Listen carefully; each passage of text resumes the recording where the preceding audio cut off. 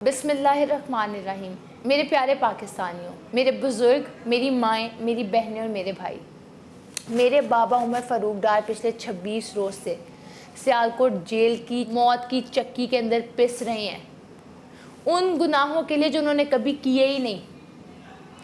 इसीलिए मैं आपसे रिक्वेस्ट करती हूँ कि आपने 8 फरवरी को बाहर निकल के तमाम पीटीआई कैंडिडेट, मेरी वालदा रूबा उमर डार जो कि पीटीआई की नामजद उम्मीदवार हैं PP 46 से, और मेरी दादो जो कि नामजद उम्मीदवार हैं NA 71 से, इनके निशान नारियल के और बेबी कॉट के हैं। आपने 8 फरवरी को घरों से निकल के इस तादाद में वोट करना है।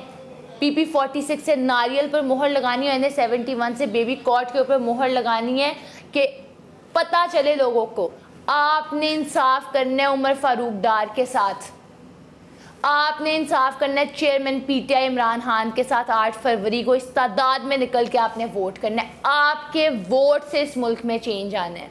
शुक्रिया। बिस्मिल्लाहिर्रहमानिर्रहीम। मेरे प्यारे पाकिस्तानियों, मेरे बुज़ुर्ग, मेरी माएँ, मेरी बहनें और मेरे भाई, मेरे बाबा उमर फ़ारूक डार पिछले 26 रोज़ से सियालकोट जेल की मौत की चक्की के अंदर पिस रहे हैं, उन गुनाहों के लिए जो उन्होंने कभी किए ही नहीं।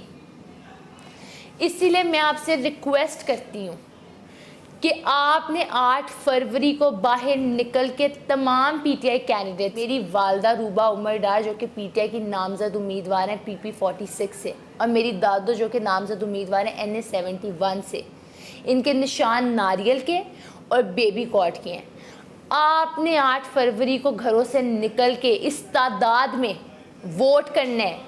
PP 46 से नारियल पर मोहर लगानी है, NA 71 से बेबी कॉट के ऊपर मोहर लगानी है कि पता चले लोगों को आपने इंसाफ करना है उमर फ़ारूक डार के साथ, आपने इंसाफ करना है चेयरमैन PTI इमरान खान के साथ। 8 फरवरी को इस तादाद में निकल के आपने वोट करना है। आपके वोट से इस मुल्क में चेंज आना है।